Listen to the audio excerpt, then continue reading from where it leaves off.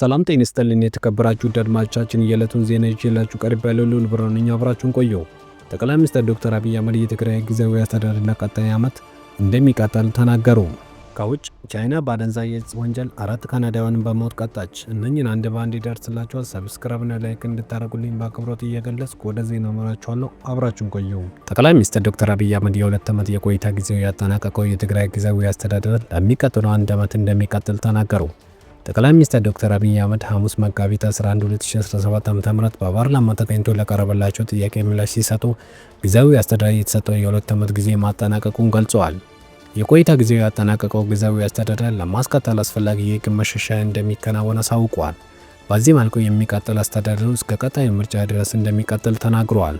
ይህ ለማድረግ ከጊዜያዊ አስተዳደር ርዕሰ መስተዳድር አቶ ጌታቸው ረዳና ከምክትላቸው ጄኔራል ታደሰ ወረደ፣ ጄኔራል ጻድቃን ገብረትንሳኤ ጋር ምክክር ማድረጋቸውን ገልጸዋል። ዶክተር አብይ አህመድ በክልሉ ከሚንቀሳቀሱ የተለያዩ ፓርቲዎች ጋር ንግግር እየተደረገ መሆኑን ጠቅሶ በዚህ መሰረት አስፈላጊ የሕግ ማሻሻያ ተደርጎ ለሚቀጥለው 1 ዓመት ይቀጥላል ብለዋል። በተደረገው ንግግር መሰረት ለሚቀጥለው 1 ዓመት መጠነ ሰፊ የሕግ ማሻሻያ ተደርጎ ጊዜያዊ አስተዳደር ይቀጥላል የሚል እምነት አለኝ ሲሉ ገልጸዋል። ጊዜያዊ አስተዳደር ተጨማሪ ውጊያ እንዳይንቀሳቀስ በማድረጉ ረገድ ለሰራው ስራ ማመስገን ያለበት ያሉ ጠቅላይ ሚኒስትሩ የተሰጠው የ2 ዓመት ጊዜን አብቅቷል። ተጨማሪ የሕግ ማሻሻያ የሚያስፈልግ ጉዳዮች አሉ። የሕግ ማሻሻያ ተገምግሞ መጠነ ሰፊ ማሻሻያ ተደርጎ በፕሪቶሪያ ስምምነት መሰረት ጊዜያዊ አስተዳደር እስከሚቀጥለው ምርጫ ድረስ ስራውን እየሰራ ህዝብን ለምርጫ ማዘጋጀትና ህዝብን የስልጣን ባለቤት መሆኑን ማረጋገጥ ይጠበቅበታል ብለዋል። ጠቅላይ ሚኒስትር ዶክተር አብይ አህመድ በዚህ ንግግራቸው በግለሰቦች ረገድ ለውጥ ሊደረግ ይችላል ሲሉ ገልጸዋል።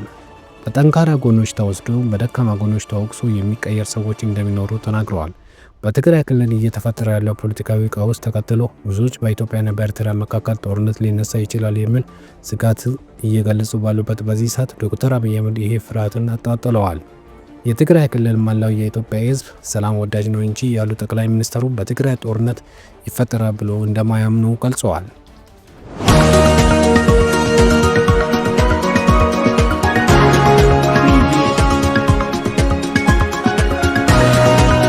ቻይና በአደንዛዥ ዕፅ ወንጀል 4 ካናዳውያንን በሞት መቅጣቷን የካናዳ ባለስልጣናት አረጋገጡ። የተገደሉት ሁለቱም ግለሰቦች ጥምር ዜግነት ያላቸው ሲሆን ማንነታቸው ይፋ ያልተደረገው የካናዳ የውጭ ጉዳይ ሚኒስትሩ ተናግረዋል። በካናዳ የሚገኙ የቻይና ኤምባሲ ቃል አቀባይ ካናዳ ኃላፊነት የጎደለው አስተያየቶችን ከብስተቷ እንድትቆጠብ አሳስበዋል። ለዓመታት ግንኙነታቸው ሻክሮ የነበረው ሁለቱም ሀገራት የበለጠ ውጥረት ውስጥ ሊገቡ ይችላሉ ተብለዋል። የቻይና የውጭ ጉዳይ ሚኒስትር በበኩሉ በሕግ መሰረት እርምጃ መውሰዳቸው የገለጹ ሲሆን ኤምባሲ በበኩሉ ደግሞ ለወንጀል ጠንካራ ያለ በቂ ማስረጃ እንዳለ ተናግረዋል። ኤምባሲ አክሎም ካናዳ የቻይና የፊት ሉዓላዊነት እንድታከብር አሳስበዋል። ቻይና የጥምር ዜግነት ጽንሰ ሀሳብን የማትቀበል ሲሆን በአደንዛዥ ዕፅ ወንጀል የተከሰሱ ሰዎችን በከባዱ ትቀጣለች። ሆኖም የውጭ ሀገር ዜጎችን በሞት መቅጣት ለቻይና ቢሆንም የተለመደ አይደለም ተብሏል። የውጭ ጉዳይ ሚኒስትሩ የግለሰቦችን ክስ ለወራት በቅርቡ ሲከታተል እንደነበረና የቀድሞ ጠቅላይ ሚኒስትር ጀስቲን ትሩዶን ጨምሮ ሌሎች ባለስልጣናት ጋር በመሆን የሞት ቅጣትን ለማስቆም መሞከራቸውን ገልጾ ነበር። ቻይና ከባድ የምትላቸው ወንጀሎች እንደ አደንዛዥ ዕፅና ሙስና፣ ስለላን በሞት ትቀጣለች ተብለዋል። የሞት ቅጣት በሚስጥር የሚይዙ ቢሆንም የሰብአዊ መብት ተሟጋች ድርጅት ቻይና በዓለም ላይ ከፍተኛ የሞት ፍርድ ከሚፈጸምባቸው ሀገሮች አንዱ ናት ሲሉ ተናግሯል። በካናዳ ዜጎች ላይ የቻይና ባለስልጣናት የፈጸሙት ኢሰብአዊ የሞት ቅጣት ለካናዳ የማንቂያ ደወል ሊሆን ይገባል ሲሉ ተናግረዋል። ለተጎጂ ቤተሰብ ጥልቅ ሐዘን ተሰምቶናል። እናም በዚህ የማይታሰብ ሁኔታ ላይ ሐዘን ላይ የወደቁ ቤተሰቦች ልባቸው ከእናንተ ጋር መሆኑን ገልጸዋል። አክሉም በቻይና የሞት ቅጣት ተፈጻሚ ሊሆንባቸው ያሉ የካናዳ ዜጎች እንዲሁም በእስር ቤት ውስጥ ያሉ እንዲደርስ የማይታወቅ ሀሳባችን ከእናንተ ጋር ነው ሲሉም አክለዋል። በአውሮፓውያን 2019 የካናዳ ዜግነት ያለው ሮበርት ሎይዲ በቻይና በአደንዛዥ ዕፅ ዝውውር ወንጀል የሞት ፍርድ ተፈርዶበት ነበረ። የካናዳ መንግስት ይህን ያወገዘ ሲሆን ጉዳዩ መነጋገሪያ ሆኖ ነበረ።